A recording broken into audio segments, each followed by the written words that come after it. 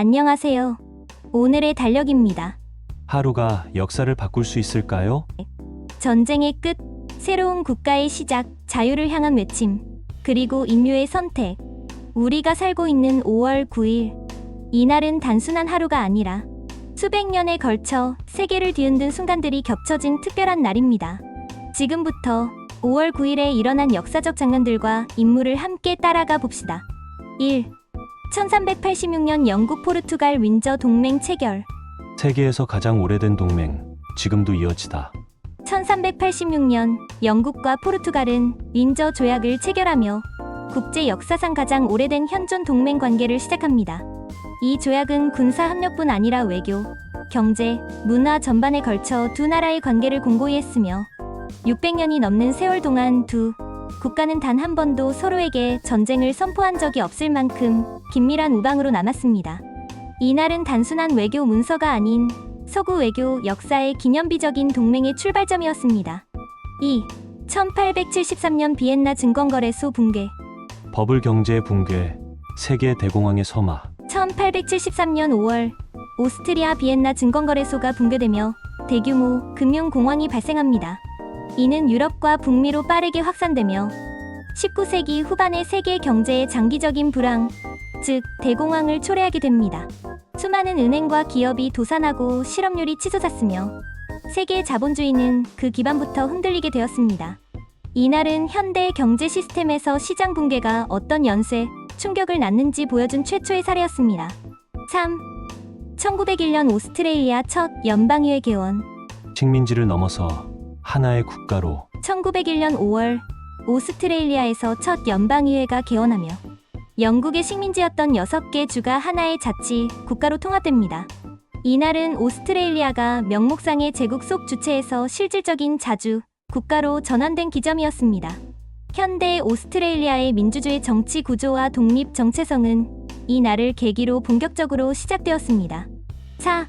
1941년 영국 해군 애니그마 암호기 확보. 전쟁을 바꾼 정보, 암호를 손에 넣다. 제2차 세계대전 중 1941년 5월 9일 영국 해군은 독일 잠수함 U-110을 포획하고 그 안에 탑재된 애니그마 암호기를 확보합니다. 이는 독일군의 군사 전략을 해독할 수 있는 결정적인 계기가 되었고 결과적으로 연합군이 전쟁에서 유리한 고지를 점하는 데 기여하게 됩니다. 군사 정보전의 중요성과 암호 해독의 역사적 가치를 보여준 날이었습니다. 5. 1945년 소련군 프라하 해방. 나치 독일의 몰락, 마지막 도시는 해방되었다.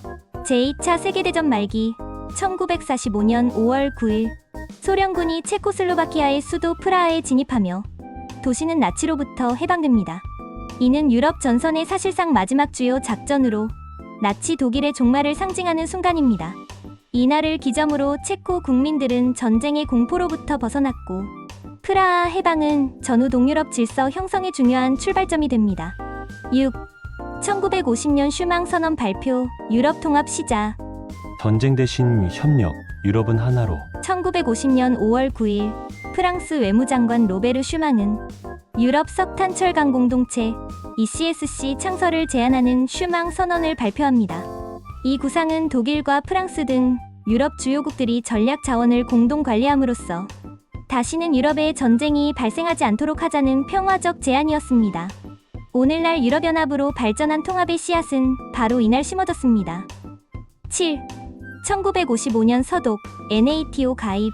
냉전 구도 본격화, 서방에 편입된 독일. 1955년 5월 9일 서독이 북대서양조약기구 NATO에 가입합니다.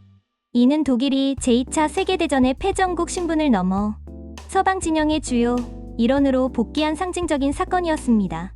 하지만 동시에 동독은 이에 반발하며 동구권에 더 깊이 편입되었고 독일 분단과 냉전의 대립 구도가 고착화되는 전환점이 되었습니다. 8. 1960년 미국 FDA 세계 최초 피임약 승인. 작은 알약이 바꾼 여성의 삶. 1960년 5월 9일 미국 식품의약국 FDA는 세계 최초의 경구 피임약 에노비드를 공식 승인합니다. 이 결정은 단순한 의약품 승인을 넘어 여성의 자기결정권과 성적 자율성 확대의 혁명적인 전환점이 됩니다. 페미니즘 운동의 동력으로 작용하며 성해방과 가족계획에 대한 사회적 담론도 급격히 확산됩니다. 이날은 현대의 여성 인권의 궤적을 바꾼 상징적인 순간입니다. 1980년 대구 민주화 대투쟁. 광주보다 앞서 불붙은 시민의 외침. 1980년 5월 9일 대구에서 민주화를 요구하는 시민 시위가 일어나며 경찰과의 격렬한 충돌이 발생합니다. 이 사건은 불과 9일 뒤 시작될 5.18 광주 민주화운동의 서막으로 평가되며 대한민국 민주주의 역사에서 지역 시민들의 초기 저항 의지를 보여준 상징적 사건입니다. 대구 시민들의 외침은 전국적인 민주화 운동으로 확산되는 기폭제가 됩니다. 1994년 넬슨 만델라, 남아프리카 첫 흑인 대통령 당선. 억압에서 자유로 인류를 감동시킨 승리. 1994년 5월 9일 남아프리카 공화국에서 넬슨 만델라가 최초의 흑인 대통령으로 선출됩니다. 수십 년간의 인종차별 정책인 아파르테이트가 마침내 종식되고 투옥과 투쟁을 이겨낸 만델라는 국민과 세계 모두에게 화해와 희망의 상징이 됩니다. 이날은 인류의 양심이 승리한 역사적 장면으로 남아있으며 세계 민주주의 발전에 있어 영원히 기억될 날입니다. 우리는 종종 묻습니다. 한 사람이 역사를 바꿀 수 있을까? 여기 조용하지만 단호하게 그 질문에 답한 젊은 여성이 있습니다. 총칼 대신 종이와 펜을 들고 거대한 독재에 맞선 대학생. 그녀의 이름은 조피 숄. 그리고 그녀가 속했던 조직은 백장미단이었습니다. 이 이야기는 침묵을 거부한 양심의 기록입니다. 조피 숄은 1921년 5월 9일 독일 남서부의 포르츠하임에서 태어났습니다. 자유주의적 가치관을 가진 가정에서 자란 그녀는 부모로부터 인권과 정의의 중요성을 배우며 성장했습니다. 어린 시절 그녀 역시 나치의 청소년 조직인 히틀러 유렌트에 참여했지만 시간이 지날수록 그 체제의 폭력성과 비인간성의 의문을 품기 시작합니다. 특히 유대인에 대한 조직적인 박해와 표현의 자유가 억압되는 현실은 조피에게 큰 충격이었습니다. 1930년대 후반 조피는 미넨 대학교에 입학해 생물학과 철학을 공부합니다. 그곳에서 그녀는 오빠 한스 숄, 친구 알렉산더 슈모렐, 크리스토프 프로브스트 등과 함께 뜻을 모읍니다. 그들은 모두 한 가지 질문을 스스로에게 던졌습니다. 우리는 지금 이 시대에 무엇을 해야 하는가? 이 질문의 답은 행동이었습니다. 그들은 조직을 만들었습니다. 이름은 백장미단, 독일어로 웨이로즈. 백장미는 순결함과 진실의 상징이자 비폭력 저항의 철학을 대변했습니다. 이 조직은 당시 독일 젊은이들 가운데 매우 드물게 나치 정권에 반대하는 내용을 담은 전단을 인쇄하고 배포하는 활동을 벌입니다. 백장미단은 무장하지 않았습니다. 그들은 잉크와 종이로 진실을 전했습니다. 그들이 작성한 전단에는 다음과 같은 문구가 담겨 있었습니다. 한 민족 전체가 범죄에 가담하도록 만드는 정부는 타도되어야 한다. 국민이 더 이상 참여하지 않으면 독재는 무너진다. 조피는 전단을 접고 숨기고 분류하고 직접 거리와 건물에 배포하는 실무의 중심이었습니다. 그녀는 누군가 봤다는 사실조차 두려워하지 않았습니다. 그들에게 전단은 총알보다 더 강한 진실이었습니다. 1943년 2월 18일 조피와 한스는 미넨 대학교에서 전단지를 뿌리다 학교관리인에게 발각되어 게슈타포에 체포됩니다. 그들은 신문에서 자신들의 행위를 숨기지 않았습니다. 오히려 조피는 당당하게 말했습니다. 우리는 침묵할 수 없었습니다. 누군가는 시작해야 했습니다. 나치는 신속하게 재판을 진행했고 고작 4일 뒤인 2월 22일 조피 숄은 단두대에서 처형됩니다. 그녀의 나이는 22살. 처형 직전 조피는 이렇게 말합니다. 태양이 다시 비칠 거예요. 봄이 오겠지요. 이 마지막 말은 비극 속에서도 희망을 놓지 않았던 그녀의 신념을 보여줍니다. 같은 날 오빠 한수와 친구 크리스토프 프로브스트도 함께 처형당합니다. 이후 백장미단은 해체되지만 그들이 남긴 전단은 나치에 대한 저항의 상징으로 역사에 남습니다. 전쟁이 끝난 뒤 조피 숄과 백장미단의 이야기는 독일 사회에 깊은 반성과 질문을 던졌습니다. 그들은 단순한 저항운동가가 아니라 도덕적 책임을 선택한 시민이었습니다. 오늘날 독일 전역에는 조피 숄의 이름을 딴 거리, 학교, 동상, 기념관이 존재합니다.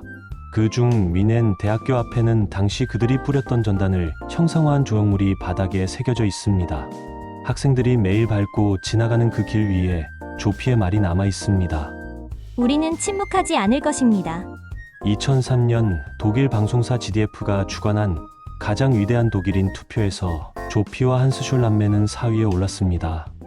그 순위는 단순한 인기 투표가 아니라 그들이 독일 시민의 기억 속에서 어떤 존재인지를 보여주는 상징이었습니다.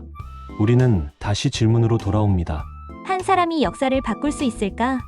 조피숄은 그 질문에 말이 아닌 행동으로 대답했습니다. 그녀는 총을 들지 않았지만 두려움 없이 맞섰습니다. 그녀는 유명하지 않았지만 진실을 말했습니다. 그녀는 오래 살지 못했지만 오래도록 기억될 이름이 되었습니다. 조피숄. 그녀는 침묵 대신 말했고 복종 대신 양심을 선택했습니다. 그녀는 죽었지만 그녀의 진실은 살아남았습니다. 그리고 지금도 우리에게 묻습니다. 당신은 어떤 선택을 하겠습니까? 과거는 지나갔지만 그날의 선택은 오늘을 만들었습니다. 600년이 넘은 동맹, 코드를 해독한 순간 자유를 외친 청춘, 그리고 한 알의 약이 바꾼 세계. 5월 9일은 단지 역사의 기록이 아니라 우리가 나아갈 방향을 말해주는 나침반입니다. 오늘도 내일의 역사를 만드는 사람은 바로 우리 자신입니다. 오늘의 5월 9일엔 어떤 역사가 기록될까요?